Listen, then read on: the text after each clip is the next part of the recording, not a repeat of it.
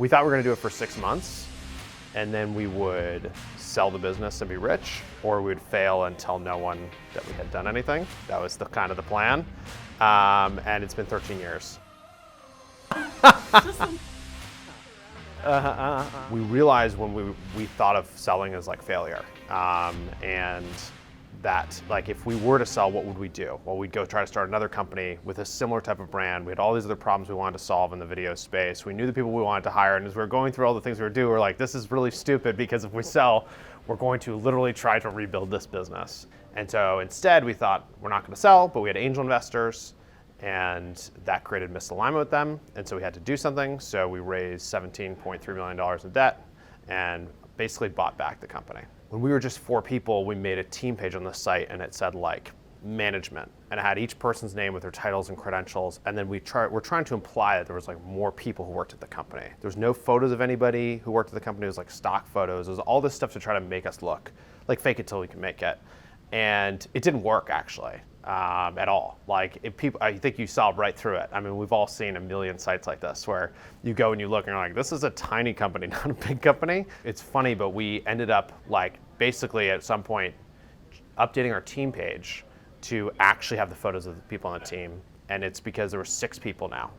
And we felt bad that these other 2 people weren't on the team page. And we took a photo in front of a whiteboard, and it was just the worst looking photo. It was horrible.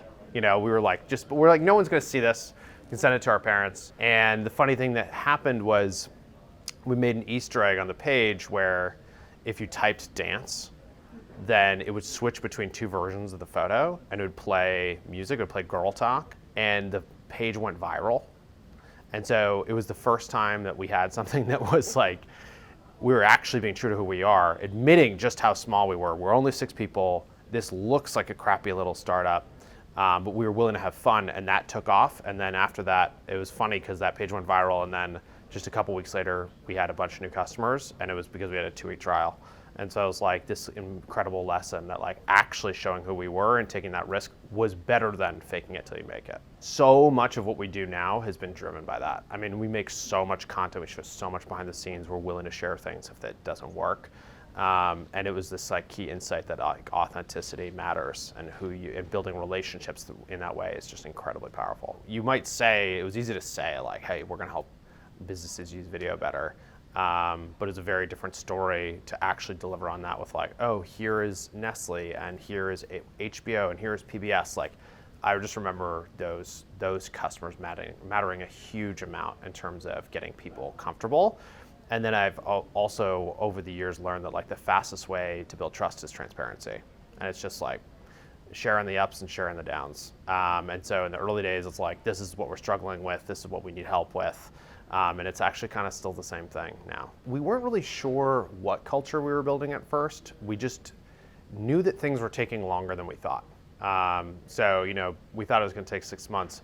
4 years in, it was still 4 people. When you are doing something for 4 years with just 3 other people, you better believe you got to like enjoy spending time with them, and you have to enjoy the work itself. And a lot of those things kind of like crystallize that by being able to do this for a long time, we were able to be there as the opportunity presented itself.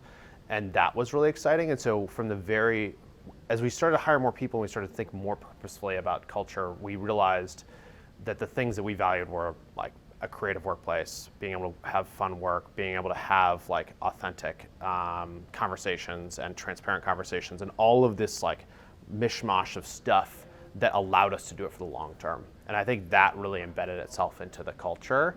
And obviously a culture evolves as you scale, but all of those things are still true. We realized that the crazy hours we were working were unsustainable, and no one else would ever dare work them.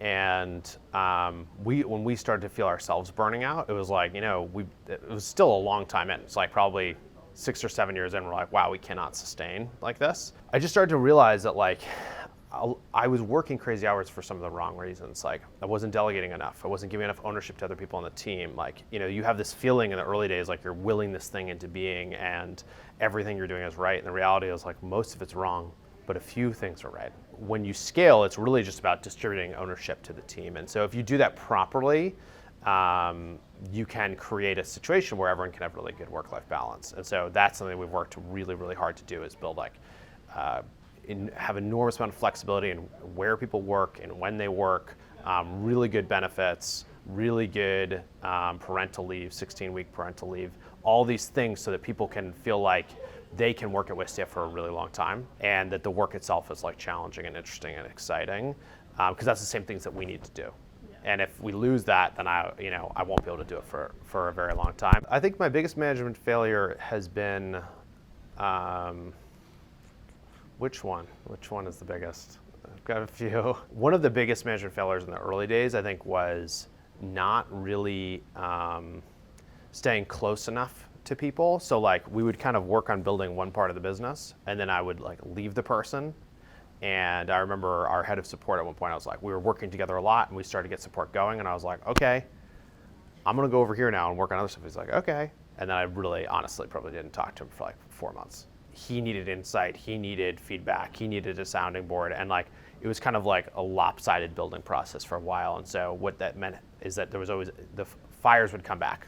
Like you put fires out for a little while and then they would come back again. And I think over time, that's the same thing as balance, like figured out how to have like really balanced relationships with people, really clear ownership over what someone should work on. And that is how you can give someone a ton of freedom to own like different sets of problems for the business. I think the other failure I would think about is like, we didn't give people enough clarity on growth paths. And so what ended up happening is we had incredible people who were very, very impactful. But then as the company grew, they weren't sure where they were going to grow. And sometimes the answer was like, there isn't an option for you here. And we weren't saying that. So we had people who loved the company and were working, but they felt like the work they were working on was not as important.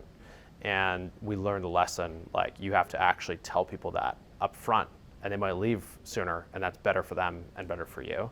But that was a hard thing to grapple with. It's really tough too, because especially if someone is like an incredible performer, and they're doing amazing work and everyone loves working with them, but then the direction they want to grow in, it doesn't actually make sense for the company. And it's like, do you tell them or not? If you tell them, you're going to lose them.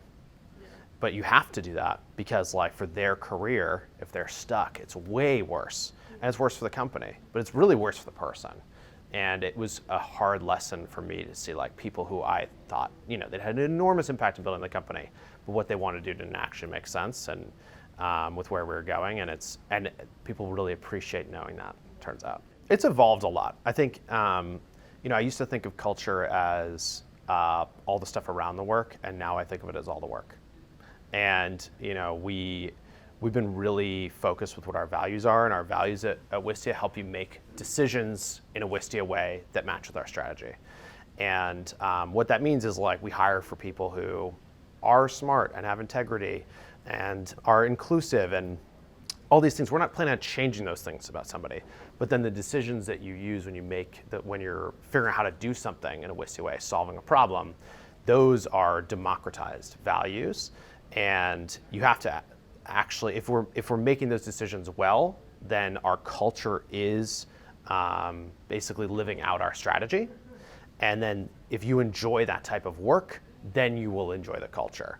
But for a long time, we thought of culture as all the stuff outside of the work. It was like the retreats and the ski trips and all that stuff. And that stuff is good. It's good to do those things, but that's not enough. Like you have to actually love what you're doing.